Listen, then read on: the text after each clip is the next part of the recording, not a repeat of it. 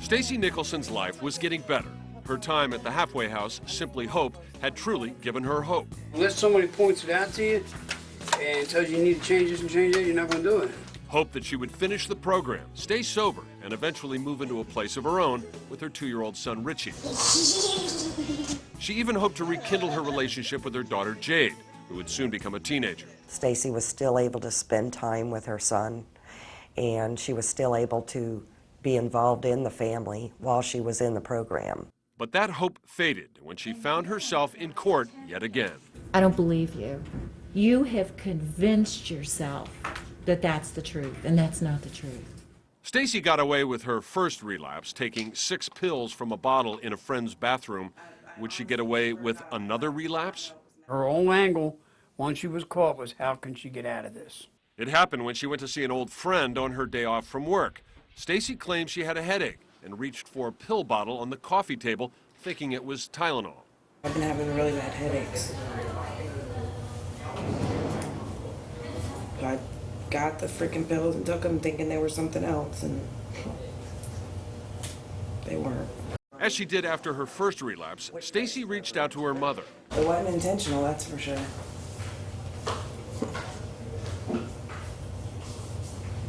At all. Can't even believe it happened. But what could I do? I had already taken the pills, not knowing that they were methadone. If they're honest with us, we try to work with them. That's the reward you get for being honest, is we're still going to try to work with you, not put you back in jail, not send you back to prison. Sherry was at work when she got a text from Stacy, "Come get me." Sherry texted back telling Stacy to start flushing. Addicts will often drink lots of liquid to flush their system in hopes of fooling a drug test. It's something Ray Harris is all too familiar with. Any resident of Simply Hope or client of Simply Hope knows if Ray's coming around and I'm focusing on you, I have a suspicion of something. Less than 24 hours later, Ray acted on his suspicion and ordered Stacy to give a urine sample. And my whole motto is, doesn't come out in the wash, comes out in the rinse. And it might take 90 days for me to find out all your behavior and what you're doing, but it's going to show. The test came back positive for methadone. As long as you can be honest. Honesty is the key to all recovery, besides abstinence. Did you know this roommate? So you didn't know this roommate. You opened this Tylenol bottle, you took 2 pills out of it, and you took them. So you took somebody else's medication. Is that what you're telling me? Obviously, they weren't what I thought they were. Since she violated her probation, the judge sent her straight to jail, and she now faced a 10-year sentence on the original charge. Right now, at the point with Stacy Nicholson, I don't think we're the structure for her. You know, she has a 2-year-old child, her mother's raising. You give her a job, you give her a little bit of leeway to be a productive member of society. She still can't deal with that because she's still getting high. If you want it, it'll work. Guess I didn't want it. Last time, Stacy spent just 2 days in jail. This time, she'll spend more than 2 months before seeing the judge again and learning her fate. Until Stacy deals with a lot of those issues, she's not going to recover. That's my opinion. Stacy believed emotional trauma, including abandonment by her biological father, is part of what fueled her addiction. What we do as addicts, it's like we have a big garbage can. Stuff happened to us when we're younger, we stuff it down the bottom of the can. And then we go through life and things affect us. We start to push those feelings, low self-esteem, not being accepted, self-worth. We start to stuff all these feelings. So you have no other choice but to numb yourself with drugs so you don't deal with all the issues that are in your garbage can. Emily Rifkin was also struggling with her past. I was in a relationship for 2 years of somebody I should never have let go. He didn't do any kind of drugs, and he couldn't stand the fact that I took pills. He didn't understand, you know, that I needed them. He gave me 4 months to stop taking the pills. He said he would leave, and I didn't believe him. And I chose drugs over the best thing that ever happened to me. After that happened, you know, I was depressed because I was alone, and I started taking more pills. But she struggled a lot with her depression. She struggled with some anxiety, and she had a pretty intense or severe substance use history.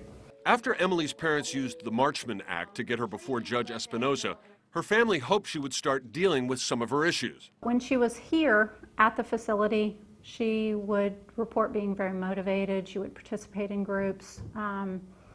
She would, open up to counselors and talk to them about the struggles she was having. She made remarkable strides in a relatively short period of time. However, her outpatient treatment counselors noted that Emily wasn't always completely honest. She was very manipulative in ways of playing parents against the courts against treatment, and knew what to say in order to kind of get around the system. It was clear that she needed residential substance abuse treatment. But the wait, as I said, was anywhere from 4 to 6 months. The courts had ordered Emily to go through detox prior to her outpatient treatment, yet she tested positive for drugs 3 out of 4 times while in treatment. Well, we had plenty of discussions in court, and when she was doing well, and when we had serious discussions when she was not. Staff at the halfway house found drugs on Emily, so after just a few days, she was moved to another halfway house in Tampa, where she was supposed to get closer supervision. But that's not what her sister Laura found when she visited Emily the night of their parents' 32nd wedding anniversary. The two had planned on joining their parents for dinner, but they wouldn't make it. Emily was high. The way she was, it was apparent to me after seeing her for so many years at my parents' house, passed out on the front porch, that she had been this way for at least 2 to 3 days. Laura tried to help her sister get dressed and then put her mother on the phone. I said, thanks for ruining our anniversary. We wanted to have dinner with you. We were looking forward to it. At that point, I was already late for dinner with my parents, and I just said, I'll come and see you tomorrow or something. Emily's sister put some of the blame on the manager of the halfway house.